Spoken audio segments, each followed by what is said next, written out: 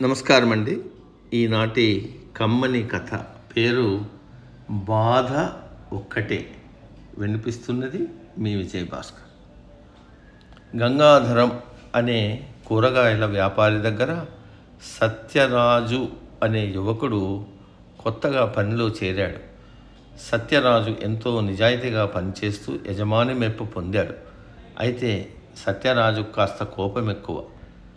కూరగాయలు కొనడానికి వచ్చిన వాళ్ళు బేరమాడుతూ విసిగిస్తే వెళ్ళండి మీరేమో కొంటారు అంటూ కసురుకునేవాడు. కొనడానికి వచ్చిన వాళ్ళని ఇలా కసురుకోవడం, కోప్పడడం లాంటివి మానుకోమని గంగాధరం ఎంతగానో చెప్పి చూశాడు. కానీ సత్యరాజు ఇవేమీ వినిపించుకోలేదు. ఒకరోజు ఆ ఊరి పెద్ద వీరభద్రయ్య పని మనిషి మీద సత్యరాజు దురుసుగా మాట్లాడడంతో వీరభద్రయ్య స్వయంగా వచ్చి గంగాధరాన్ని నానా మాటలు అనిపోయాడు. ఇక ఊరుకుని లాభం లేదని గంగాధరం సత్యరాజును పనిలోంచి తీసేశాడు. దిగాలు పడిపోయిన సత్యరాజు 2 రోజుల తర్వాత తిరిగి గంగాధరం వద్దకు వచ్చి తనను పనిలోకి తీసుకోమని బతిమాలాడటం మొదలుపెట్టాడు. అయితే గంగాధరం అతడు చెప్పేది వినిపించుకోకుండా చెప్తుంటే మనిషివి కాదు, వెళ్ళిపో అంటూ అరిచాడు. గంగాధరం తనను కుక్కను అదిలించినట్లుగా కరకుగా మాట్లాడటంతో సత్యరాజు మనసు కళుక్కుమంది.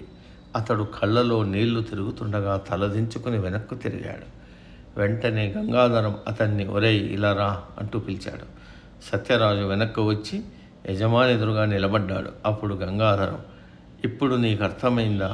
ఒక మనిషితో మరొక మనిషి మర్యాదగా గౌరవంగా మాట్లాడకుండా కసురుకుంటే ఆ మనిషి ఎంతగా బాధపడతాడో అన్నాడు సౌమ్యంగా. నిజంగానే సత్యరాజుకు ఆ బాధ అనుభవం లేకొచ్చింది. చేతులు జోడిస్తూ ఆ బాధ ఎలా ఉంటుందో తెలిసొచ్చింది బాబు అన్నాడు.